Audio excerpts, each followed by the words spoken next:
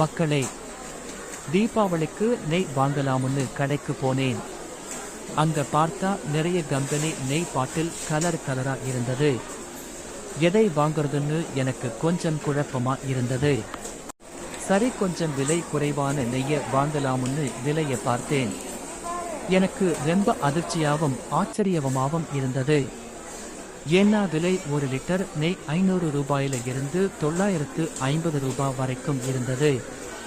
அது எப்படி விலையில இவ்வளவு வித்தியாசம் வருதுன்னு அதனுடைய மூல பொருட்கள் பட்டியலை பார்த்தேன்.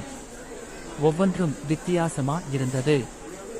அதை நீங்களே பாருங்களேன். சுத்தமான நெய்யில் சோடியம் இருக்கக்கூடாது. 500 ரூபாய் நெய்யில் சோடியம் 100 ml நெய்யில் 190 மில்லி கிராம் இருக்கு.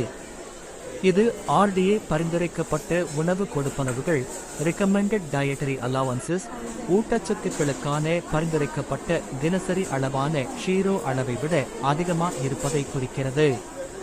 அதனால நெய் வாங்கும் போது செக் பண்ணி வாங்குவது நல்லது. நன்றி.